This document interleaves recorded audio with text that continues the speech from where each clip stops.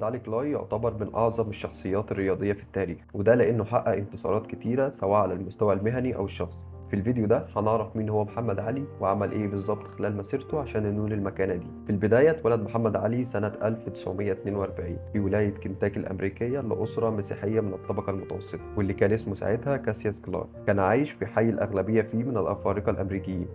طفولة محمد علي كانت مختلفة عن باقي الأطفال اللي في سنه. كان بيواجه صعوبة في القراءة في المدرسة، المشكلة اللي فضلت ملازماه طول حياته، وكان دايما بيتعرض لمظاهر التفرقة العنصرية، الظاهرة اللي كانت منتشرة بوضوح تام في المجتمع الأمريكي في الفترة دي، واللي في أحد المرات حرم من شرب المية في أحد المتاجر في الولاية. والحادثة اللي أثرت في كلاي أكتر لما اتقتل طفل أسمر بعد تعذيبه بطريقة وحشية من شابين أصحاب بشرة بيضاء، واللي برأتهم المحكمة لعدم توفر الأدلة، وما اتحاكموش لما اعترفوا بجريمتهم، لأن قانون الولاية لا يجوز فيه محاكمة الشخص مرتين بالتهمة نفسها.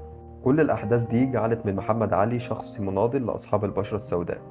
مشوار محمد علي في الملاكمة بدأ لما اتسرقت عجلته وهو بيتفرج على مسابقة للكلاب مع أصحابه، ولما راح لرجل الشرطة وقال له إنه هيطلع اللي سرق العجلة بتاعته، رجل الشرطة قال له إنه لازم يتعلم فنون القتال الأول. ومن ساعتها قرر محمد علي إنه يروح صالة الألعاب الرياضية عشان يتعلم الملاكمة. اقتنع بيه المدرب جو مارتن وبدأ يدربه. بدأ كل شيء مع محمد علي في الملاكمة. محمد علي ما كانش مجرد ملاكم عادي، كان ملاكم فريد من نوعه، لأنه كان بيستخدم أسلوب لعب مختلف تماما عن باقي الملاكمين. لاي كان بيستهدف إنه ينهك خصمه في الجولات الأولى، سواء إنه يستفزه بطريقة كوميدية أو يقف في زاوية الحلبة ويصد كل ضرباته لغاية ما يتعب. وفي آخر الجولات بعد ما خصمه يكون تعب، يكون كلاي ما زال محتفظ بأنفاسه وقوته لغاية الجولة الأخيرة، ويبدأ يدي لكماته للخصم، واللي تعتبر أسرع وأقوى لكمة في العالم، اللي وصلت قوتها 1000 باوند وسرعتها ل 900 كيلو متر في الساعة. بالأسلوب ده ما كانش حد بيقف قدام كلاي، واللي حقق بطولات كتيرة طول مسيرته، واللي فاز فيها ببطولة العالم 3 مرات، وفضل مهيمن على عرش الملاكمة لما يقارب ال 20 سنة.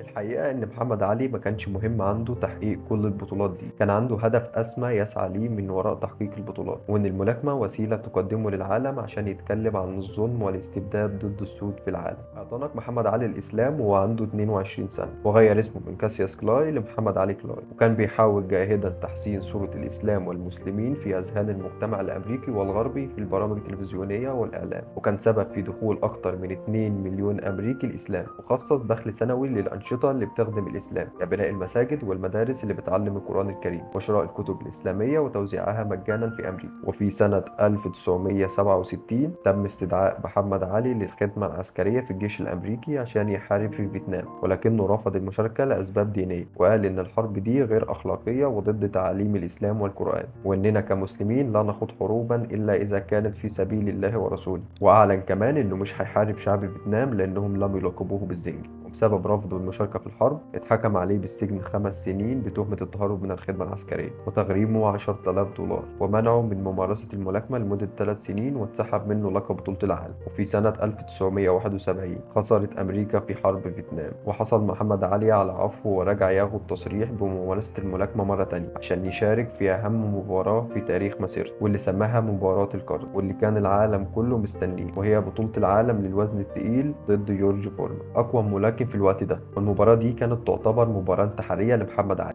لأنه كان بقاله فترة كبيرة بعيد عن الملاكمة، وكل وسائل الإعلام حذرته من لعب المباراة دي، كأنه صمم إنه يلعب. بعدها طلب محمد علي إن المباراة تتلعب في زئير، واحدة من أكتر الدول الأفريقية فقرا في العالم، فلما خصمه فورمان رفض فضل يستفزه لغاية ما وافق. وعلشان زئير بأكملها ما كانش فيها ولا حلبة ملاكمة، قرروا يعملوا حلبة داخل استاد كورة، والفاصل بين الحلبة والجمهور كان حاجز بشري. العالم كله كان بينقل أحداث البطولة من دولة بهذا الفقر، لأن العالم كله منتظر المباراة دي. قعد محمد علي شهرين في زئير قبل المباراة. خلال الفترة دي عمل لقاءات وحوارات صحفية كتيرة، كلها عبارة عن الحديث عن زئير وشعبها الفقير، واللي حبوه جدا لأنه أول حد يهتم بمشاكلهم ويتكلم عنها. وفي 30 أكتوبر سنة 1974 في عاصمة زئير واستاد بيتكون من 90 ألف متفرج، يبدأ واحدة من أعظم الأحداث الرياضية في التاريخ. بدأت المباراة واتبع محمد علي أسلوبه المشهور في الملاكمة، وهو إنهاك الخصم والقضاء عليه في الجولات الأخيرة. بالفعل يفوز محمد علي في الجولة السادسة بالضربة القاضية، ويفوز ببطولة العالم مع فرحة كبيرة وسط أهل زئير. بعدها محمد علي قرر يبيع كل متعلقاته الرياضية في مزاد خير، واللي اتقدر بحوالي 2 مليون دولار، وده كان رقم مهول يعادل ميزانية دول في الوقت ده. ده وتبرع بيهم كلهم لأهل زئير، وتوالت أعماله الإنسانية العظيمة حتى توفى سنة 2016 بعد صراع طويل مع المرض. الحقيقة محمد علي كان شخصية ملهمة، تحدى الصعاب وكان من أعظم الشخصيات وأكثرها تأثيرا. ترك الحياة ولكن بقيت سيرته، سيكون ملهم ورمز للإيجابية والنجاح والتحدي. محمد علي ناضل في سبيل هدف أكبر وأعظم من الملاكمة،